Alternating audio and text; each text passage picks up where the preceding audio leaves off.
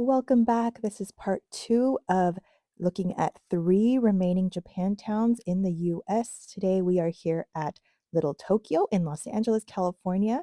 So if you're ready to eat, shop, and learn with me, let's get going to the Japanese Village Plaza. The cool red tower greets you as you come in, and there are tons of shops and eateries, and it is quite busy. This was a weekend, so mind you, there are more people out, but there are tons of places to look into. So let's take our first stop, which is Neko Stop. I don't know what's in here. So let's go take a look. It's cute. If you like Japanese characters, this is a good place for you to stop into because there are figurines, candy, toys, all sorts of stuff that you can imagine, it is here. If you like anime, if you like any sort of Japanese character, I think you're going to be able to find some fun things for yourself or even for other people as gifts, like stationery. Oh my gosh, I remember these from my kid days. All these crafty things. Look at the washi tape. Even clothes if you wanna dress up as some of those anime characters. And look at these, this is so cute. This is so stinking cute if I had a girl. But anyway, if you want to check out the clothes here, there are tons of different kinds of clothes as well. The next shop we headed into has so many plushies. If you have kids or if you like characters, this is great. Like this Bowser, I don't even want to know how much this is. I couldn't even find the price, but I'm sure it's expensive. And Animal Crossing, little Mario. This is my favorite, little cup of noodle guy. It's so cute. Everything in here is so stinking cute. And look at this, headbands. If you're looking for a little headband with super cute characters.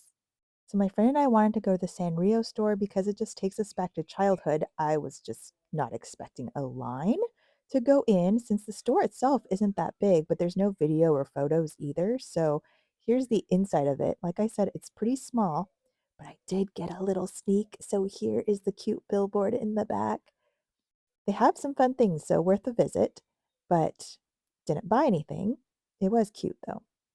We're just going to go across to the Tokyo Japanese outlet. Not sure what this is, so let's also go take a peek, but I see lots of plushies in here as well.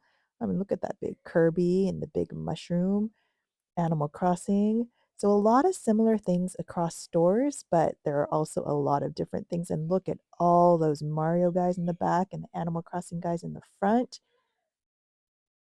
If your kids like Nintendo or anything Japanese for that matter, look at this place. Just look at this place.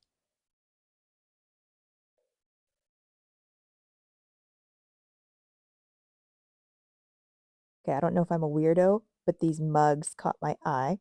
This heno heno moheji. That is what this guy says. This cup, heno heno moheji.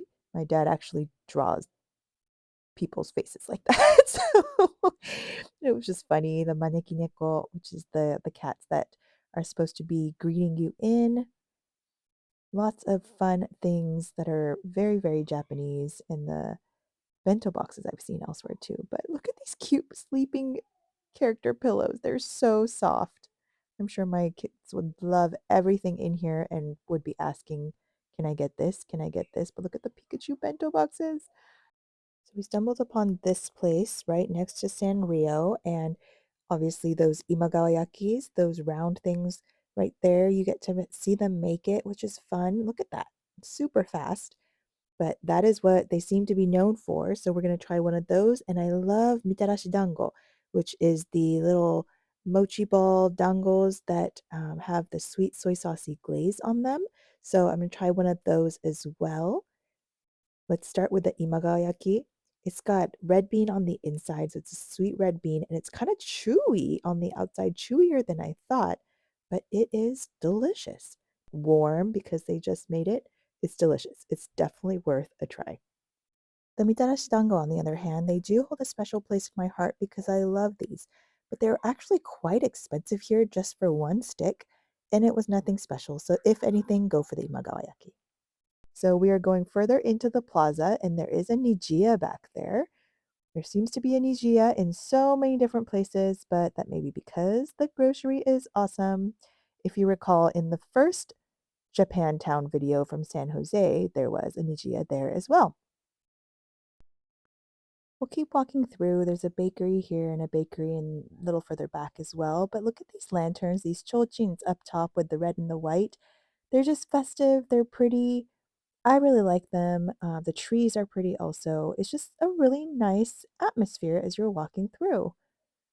I really enjoyed just even walking through, even if I didn't buy anything. This rock area is just nice. It's a little rest area.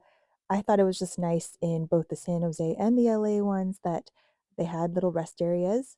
And I want to go check out what Monkey Pants is. That caught my eye as far as names of stores go. And I wanted to take a peek, but this also has a line to go in. You can't just freely go through. So let's just take a peek in. It looks also like character stuff. So some squishies, some character stationery, all that kind of stuff. Here's the window. It's kind of fun. Little Tokyo Mall is a little further back from that, but I actually don't think I'm going to go in. There's some food places, some little stores, but nothing really that seemed exciting and not the newest thing ever. So maybe I'll come back later if I have time, but I'm going to go check out everything else first. So this is the other end of Japanese Village. If when you walk through, here is a stoplight. There is a Tiger Boba and a Kura revolving sushi bar, but since we have those at home too in San Jose, we're not going to go to any of those. But we're going to cross the street and go check out the other side over there. There is a crepe place that I really wish I could also go to, but I can only eat so much on my own. Here is the Japanese American Cultural and Community Center area. This is just the outdoor area, but there's a theater, there's a bigger area as well. But I stumbled upon this garden. I couldn't really go in, but this is just from looking from outside. But it looks beautiful and it would be a really peaceful, tranquil place to walk through, reflect, sit. It would be beautiful. I'm just happy I found this from up top. This area also has a memorial court, and so if you walk into this little area, it has names of all the different people that have served, and I don't know anybody personally on these, but it is a point of reflection, a point of being grateful, and just understanding how much people have sacrificed for this country. You ready for another eating stop? This is Shinsengumi Hakata ramen, which is Hakata style ramen, which means it is the pork broth, the tonkotsu that they're known for, as well as the thinner noodles. I love this fill your own order out menu, and you just check what you want, additions that you want, and give it to them, and you just wait. Here's what the restaurant looks like. It's not super big, and you can sit at the counter if you like, but all I hope for is that they make a few things well. Look at this chashu pork piece. That is exciting. Can you see these are the thinner type of noodles? Smells delicious. Gotta try the broth. Oh, it's got a nice, deep, creamy. And the noodles just keep going, keep going. It's delicious. So good. I do wish there were more toppings on it. I didn't like the nickel and diming part of it, but the flavors were good. Bunkado is a store right next to the Miyako Hotel that we were staying at, so we decided to stop in. And honestly, I didn't know what to expect from the exterior, but once I stepped in, I actually really, really liked this store. There were just a lot of fun, practical things that you can get. Like if you saw the carp right there for Kodomo no Hi, they had that. They had these cute little erasers.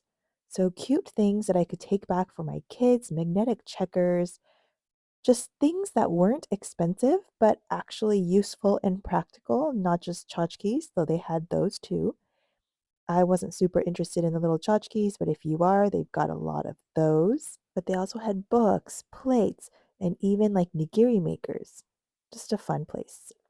So off we go to the Miyako Hotel. That's where we're staying. That's where we need to check in.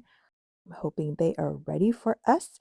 But I just wanted to call out the Okayama Kobo. It is a really cute bakery and cafe. They have Japanese type of things as well as the standard bakery type of things, but the karepan looked good. Look at these super cute buns. They have a mochi bread. They also have a French toast. Everything just looks absolutely delightful. I got this and the apple bun. Going up to the hotel room, this was just a really nice Asian touch, I guess, because we love slippers and I like wearing them inside the room as well. And so that was just kind of a nice touch. Um, but otherwise, there was also a bidet in the bathroom, which was great. And it might be silly, but I really liked this dental kit that came with it. It wasn't like the super cheapo toothbrushes. It even came with a floss pick. That was kind of cool and a full-size Colgate. So anyway, I just thought those were small but neat touches that I appreciated. The views weren't super great because it's in the middle of the city, so there's no pretty water or anything, but it's a great location in the middle of Japantown. The service was great, the little touches were great. I really highly recommend this hotel. Little Tokyo is a much larger Japantown than San Jose, but here's First Street, which has a lot of the popular stores. So let's go across the street and check some of them out. There's definitely no shortage of eateries, but this one with the yellow sign, Daikokuya, is a very popular ramen place that I didn't get to come to just because it has so many people. But if you have a review for me, let me know in the comments if it's worth going so that next time I come, I can be sure to check it out. I'd love to know what you thought. Here's the menu though, in case you're curious what they serve. But there's also no shortage of ramen places. So, as you know, I've checked out a few noodle places. One more is coming after this, so stay tuned for that. But let's speed up our walking a little bit as we keep perusing through the windows. But I am heading to Fugetsudo, which is a very well known and long established mochi manju place. And so I want to get some goodies for my family. And I also want to see what they have to offer because if you recall, I did do a mochi taste test of the one in San Jose in the Shuedo. So I want to see how it's different and how it might compare. As you walk in, it's a pretty small store, as you can see, but they have all sorts of things from rice crackers, snacks, prepackaged mochi. And if you look over here, there's actually some that they don't offer in the main cabinet area. Look at these cute little rainbow shaped ones. And there's also peanut butter mochi, which I would have loved to try because I did really like the Shuedo peanut butter mochi, but they didn't have these in the case. It's only in these packages. So let's go to the main attraction over here, which is where they have all the fresh made mochis on display, and you can pick from all of these. And I think that was actually the hardest part because I only chose 8 and they were so different. But this was my final choice. Let's do some more learning, shall we? So, this is the Japanese American National Museum. And at this one is a much larger national scale. Unlike if you recall the San Jose one that I went to go look at, that was a more local story of Japanese Americans in the San Jose area. But this one is a national scale. So, that will be different. And even on the outside, there are little prompts, posters, things to look at, to think about, and they are quite thought provoking. So I appreciated that, even just having a snack outside and looking at some of these words. It was actually very, very meaningful. And I think I really like that about this little Tokyo is that everything is interspersed. There's some learning aspects, some cultural aspects, some shops, and then, of course, tons of eating. But you can just do all of that in one place, all mixed together. If you keep walking down that corridor, there is a museum of contemporary art. It is free. You just have to sign in at the front. And I did actually take a look. So if you want some information, let me know. But I'm actually not an art person, so I don't appreciate it as well as as others can probably. But anyway, if you keep walking back past this structure right here, you hit the Go for Broke monument. Go for broke was a terminology used as explained on this board by these soldiers that came from concentration camps and came from Hawaii to fight. And it was their way of trying to fight the actual war as well as the prejudices that were against them in this country. Let's read this because I think it's important. Rising to the defense of their country by the thousands they came, these young Japanese American soldiers from Hawaii, the States, American concentration camps, to fight in Europe and the Pacific during World War II, looked upon with suspicion, set apart, and deprived of their constitutional rights, they nevertheless remained steadfast and served with indomitable spirit and uncommon valor, for theirs was a fight to prove loyalty. This legacy will serve as a sobering reminder that never again shall any group be denied liberty and the rights of citizenship. I also appreciate that in designing this monument, there's a lot of symbolism, this being on a hill, or symbolizing it being on a hill, and then all these names and the emblems of the different groups that people were a part of in this war. It's not just the 42nd. I know they get a lot of fame because they were the most decorated regiment, but there were also a lot of other people that fought in this war in different capacities. So all those names are in here, as well as some the side posts over there, if you can see, with some thank yous and additional thoughts. Back out we come for opening time at another popular noodle place next to Daikokuya. This is called Marugame Monzo, and they have udon type noodles. And so I wanted to give it a try.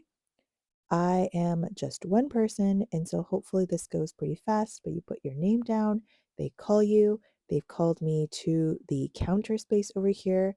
And normally I would be able to see the making of the udon, but unfortunately, they were not making anything. I could make friends with the people next to me, but it was more like a community seating. It was fun though. I still got to see things being made.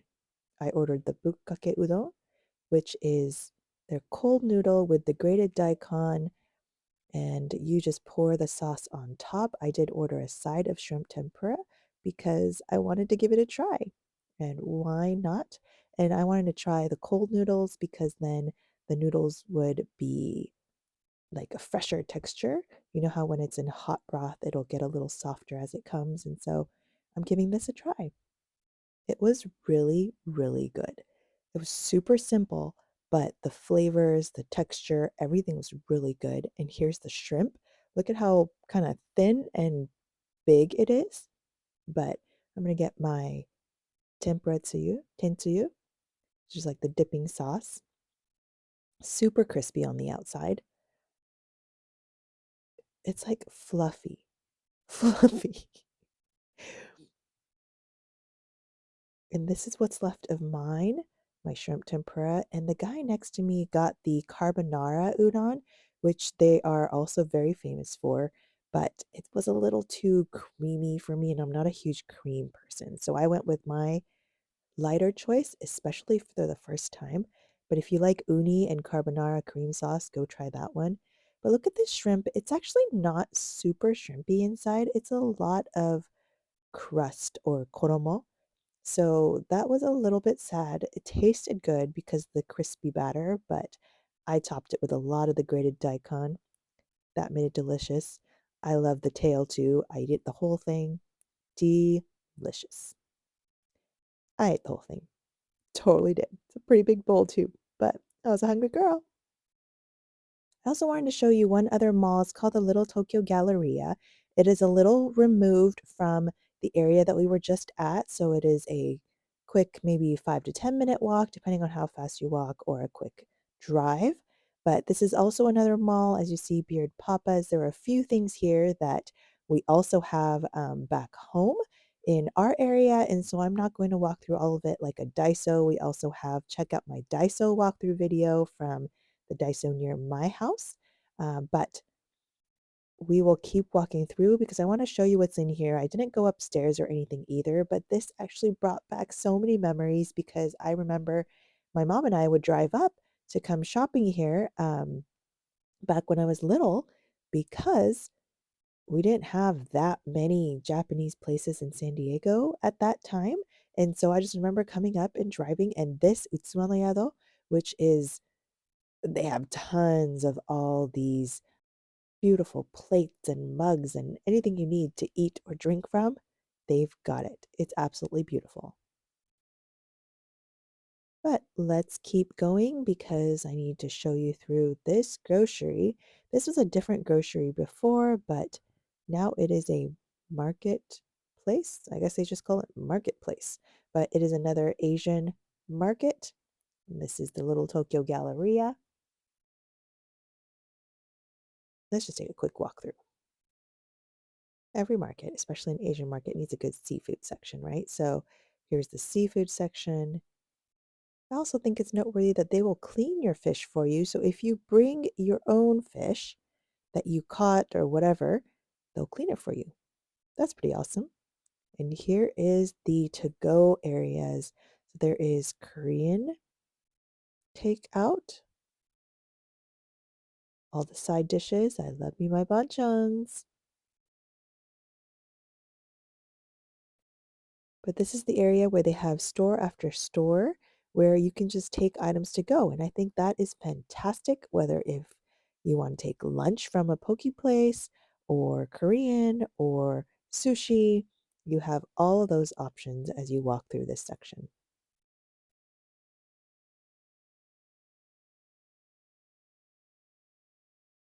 And hello to this doggy. I bet he wants some. But pay up there. And then you also have a food court area. I did not try any of the food court items, but that again is another option. I like options, don't you? Well, I think that about wraps up our time here. Here's another look at a different store with super cute things and kids' shirts and such. I hope you enjoyed this video. If you did, remember to like, comment, share, subscribe, and I hope to see you back for part 3 for the San Francisco Japantown as well. I'm super, super excited about these series. I hope you are too. Hope you learned something. Thanks for being here. Mata ne.